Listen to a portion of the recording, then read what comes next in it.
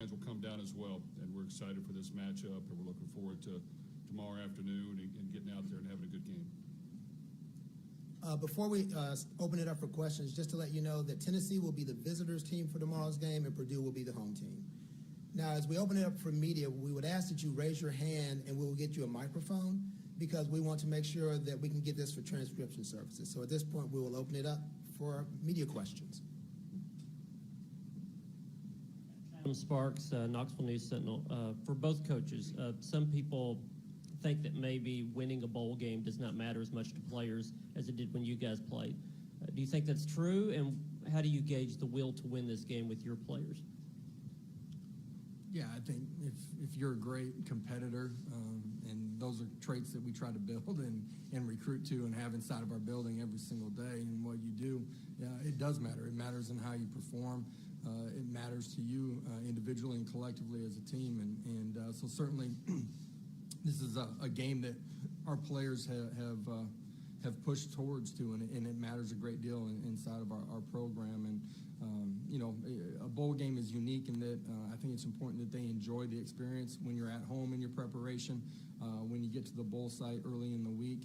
But the carrot of the whole week and the thing that you'll remember most about the experience is the game itself. You always want to finish what you started, and I know our guys have worked real hard to get to this point.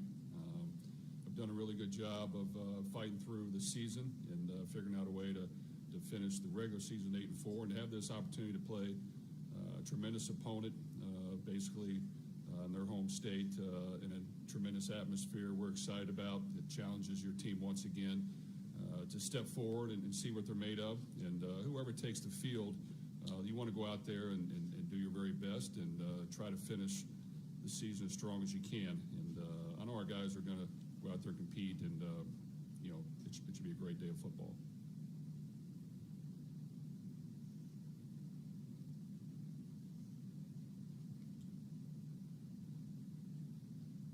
Jimmy Himes, a sports analyst in Knoxville. Coach Brom, assess your receiving core without David Bell and without Wright. And also, would you talk about what you think went wrong a couple of years ago? Well, fortunately for us, we do have a lot of receivers on our team, and we're down quite a few, but that's the nature of football. And whether it's the last bowl game or the first game of next year, new guys are going to have to emerge, and this will be a great environment to see how some of these guys respond. So we're looking forward to a few new faces being on the field, and we still want to try to do what we do best and get the ball to our playmakers and figure out a way to score points on offense and see if we can get a few stops on defense. So that's always the goal, is to just compete and game plan against a quality opponent and see if you can win. I know as far as a couple of years ago, it was not a good day for us on the field. It was one of those games where you just like to wash away. But you know what? We learned a great deal. We played a tremendous Auburn team that had a lot of talent, a lot of size, a lot of guys that moved on to the National Football League, and we got exposed to many areas. So a lot of things we needed to work on and improve and understand. When you go against really, really high caliber quality opponents, you've got to figure out ways to get stops and get points and get an edge on special teams and win. So there are a lot of things we learned, and we hope to try to put on a better performance this year.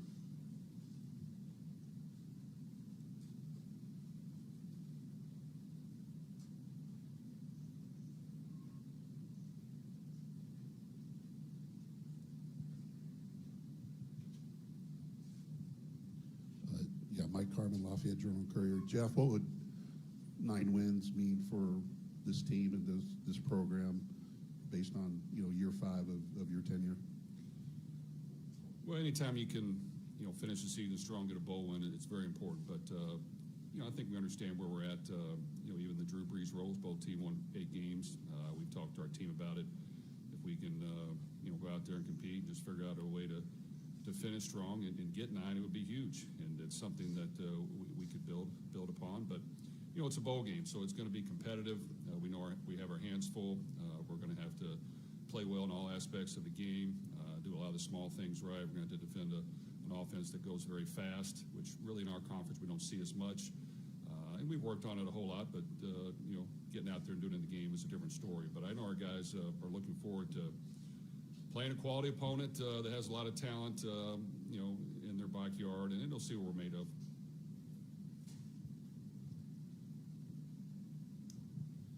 Coach Heupel, Jimmy Himes with the Sports Animal in Knoxville.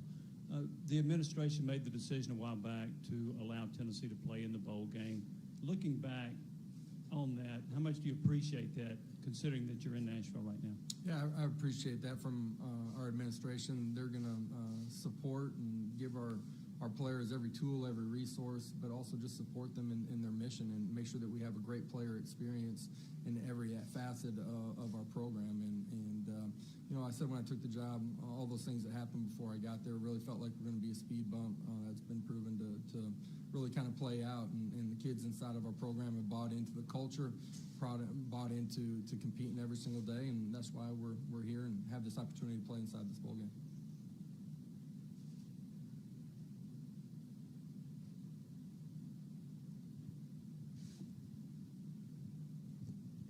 Yeah, for Jeff, the production on offense is more lopsided, obviously, to the past with you guys. How much is that by design or preference, and how much of it just matching personnel? Talking about passing or? Yeah, you throw the ball so much. Why is that?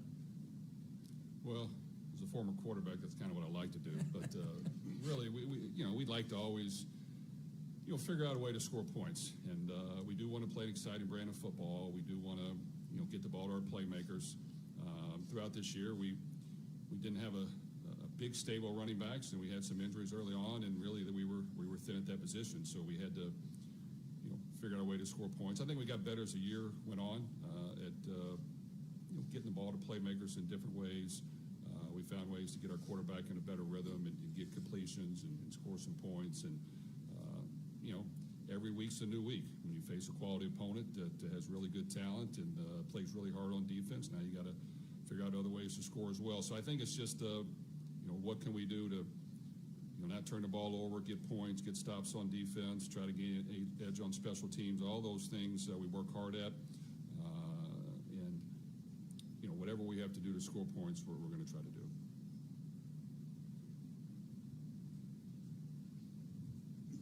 Josh, why is this offensive system, why does this work for you? Why did you pick this kind of system to coach and to utilize? Yeah, at the end of the day, it's an exciting brand of football. I think young people, young players, playmakers, and big skill want to be a part of it. At the end of the day, offensively, you're trying to find ways to put your kids in a position to be successful. Our tempo is a portion of how we try to apply pressure to defense and dictate the flow of the football game.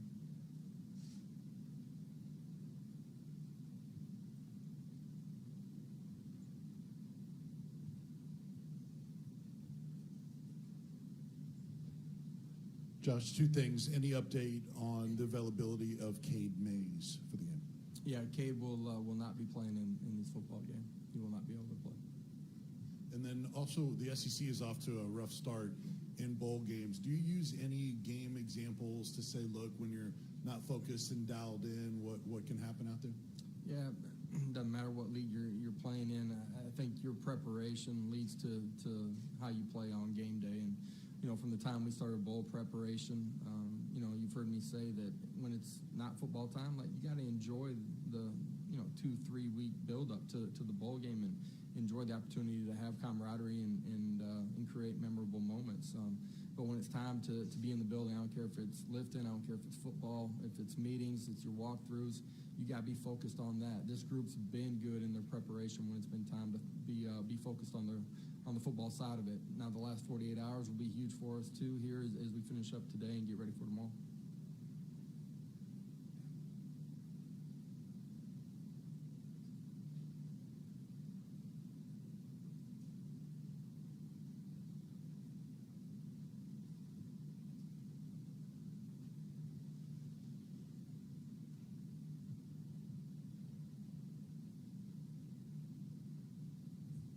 Josh, why do you think your team has been so successful in first quarters this year? You've gotten off to a great start in just about every game.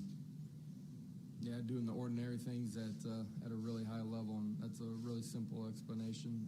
But kids understand what we're going to do. They've played played smart football early in the football game and in all three phases of the game, been able to line up and execute.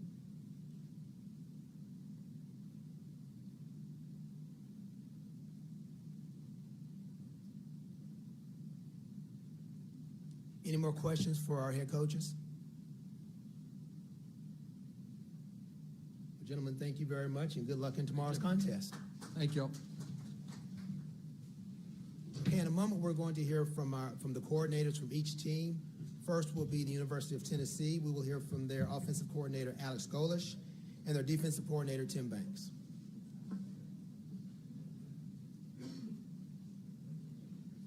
They will each speak for a couple of moments, and then we'll open it up again to the media for questions.